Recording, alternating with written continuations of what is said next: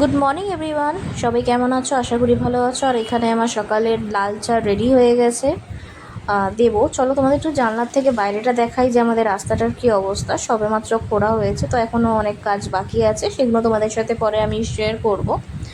আর এরপরে আমি এখানে চাউমিন ভিজিয়ে দিয়েছি, আর পাশে আলু কেটে রেখেছি। আজকে ভেবেছি যে সকালের জলখাবারে একটু চাউমিন করব।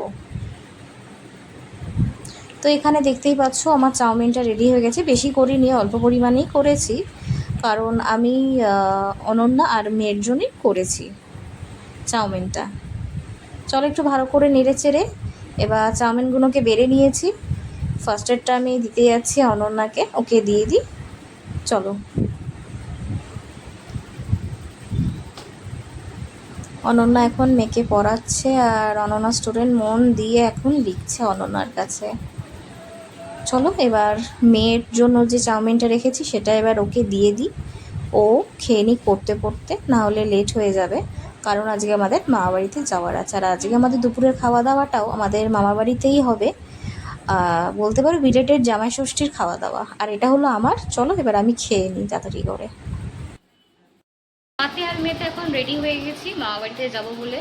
তো মামা বাড়িতে আজকে হবে বলতে পারো খাওয়া দাওয়া জমিয়ে আড্ডা, কারণ আজকেই মিমিরা চলে যাচ্ছে দিদাকে নিয়ে ওদের বাড়িতে। তো ওদের ট্রেন আছে রাতের দিকে, রাত বলে ওই সন্ধেবেলার দিকে, তো ওরা বেরিয়ে যাবে সন্ধ্যা সন্ধ্যা করে। তো যেই কারণে আমি মেয়েকে আজ স্কুলও পাঠাইনি, কারণ মেয়েকে নিয়ে আস্তে আস্তে আমার অনেক লেট হয়ে যায়। তো দিদাও বললো যে আমি তো সেই চলে যাব, তো ওকে একটা দিন স্কুলে পাঠাস না, তো একসাথে অন্তত থাকি সবাই একটা দিন। কারণ এরপর যে যার বাড়ি আবার সবাই চলে যাবে, আর দিদাও চলে যাচ্ছে ঘুরতে, কবে আসবে তার এখনও ঠিক নেই, কবে উনি বাড়ি ফিরবে। আর মেয়েকে স্নান টান করিয়ে রেডি করিয়ে দিয়েছে, আর যার জন্য সকালেও ওকে করিয়ে নিতে বলেছিলাম অনন্যাকে। অনন্যা এসেছিলো, দেখেছো ভিডিওর মধ্যে।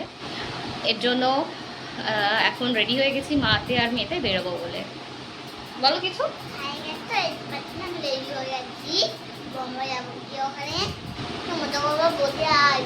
চলে যাবে, এখন বৌমাকে চলে যাবে, মজা করবো, খেলবো, কাকের সাথে দেখা হবে তোমাদের। চলো আমরা ওখানে কি দেখা করি আবার। হ্যাঁ, আমাদের বন্ধুর সাথেও দেখা হবে।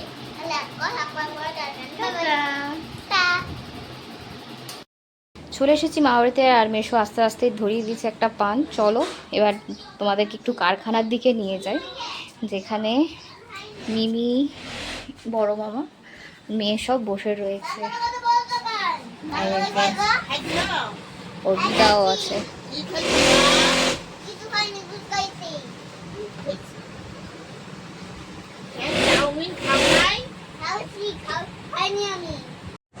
আর এখানে যা যা দেখতে পাচ্ছ, এখানে চাল বাটা, এখানে ফল মিষ্টি অনেক কিছু হয়েছে, সবই রয়েছে দিদার জন্য। কারণ দিদা ওমাবস্যা করছিল সেই সময়, যেই সময়কার এটা ভিডিওটা।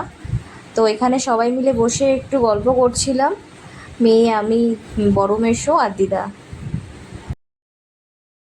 আমি ভিডিও করছি দেখে দিদা আবার একটু শাড়ি ঠাড়ি ঠিক করে একটু পোস্ট হোস্ট দিয়ে দিল, কারণ এটা সবাই দেখবে ওই জন্য। এখানে আমি মেয়ের জন্য নিয়ে নিয়েছি পোলাও আর চিকেন, যেটা মেয়ের লাঞ্চ। মেয়েকে খাইয়ে আমিও খেতে বসে পড়েছি। দেখতেই পাচ্ছ রয়েছে পোলাও, আর এখানে রয়েছে চিকেন কষা, পুরো লাল লাল। খেতে অসাধারণ হয়েছিল দুটোই, মানে যেমন পোলাও তেমন তার সাথে তার চিকেন। আর শেষ পাতে ছিল চাটনি আর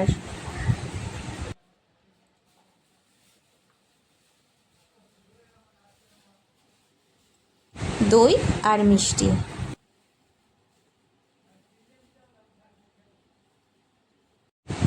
দুপুরবেলা খেয়ে উঠে অনেকক্ষণ গল্প করার পর এবার ওদেরও বেরিয়ে যাওয়ার সময় হয়ে আসছে, তাই ওরা সব, মানে এখানে দিদা প্লাস বড় মেয়ে দুজনেরই লাগেজ এখানে গোছানো পুরো রেডি। আর ওরাও প্রায় বলতে পারো রেডি হয়েই গেছে, শুধু বেরোনোর অপেক্ষা এবার।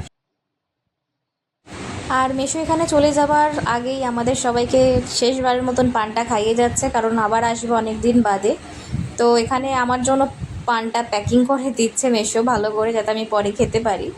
তো যাই হোক, এখন খুব মিস করছি মেশো আর মিমিকে, যে পানটা আর খেতে পাচ্ছি না। না আর মা, সবচেয়ে বড় কথা হলো যে এতদিন ছিল ওরা, সবাই মিলে খুব আনন্দ করেছি, মজা করেছি। বড় মিমি একটু আর তাকাও এখানে এদিকে, দেখছো যে মিমি ব্যাগ মিঠু গুছিয়ে তাকাও। নিচ্ছে, আর মেশোকে আর মিমিকে বললাম প্লিজ একটু এদিকে তাকাও, আমি কারণ বলি ওরা খুব একটা ক্যামেরার সামনে আসে না বা একটু লজ্জা পায়। আর দিদা তো আমাদের ওখানে রেডি হয়ে গেছে, আর এখানে রইলো চলে যাবার পালা। এই যে চলে যাচ্ছে ওরা লাগেজ নিয়ে, কারণ ওদের গাড়িটা চলে এসেছে। আর ওরা সত্যি কথা চলে যাওয়ার পর আর আমি ভিডিওটা কন্টিনিউ করিনি, এখানেই আমি স্টপ করে দিয়েছি, কারণ খুবই মন খারাপ লাগছিল ওদের জন্য, আর মেয়ে কান্নাকাটি করছিল। যাই হোক, আমার ভিডিওটা আজকে এই পর্যন্তই। ভালো লাগলে লাইক কমেন্ট শেয়ার করতে ভুলবে না, আর অবশ্যই আমাদের চ্যানেলটাকে সাবস্ক্রাইব করে দেবেন।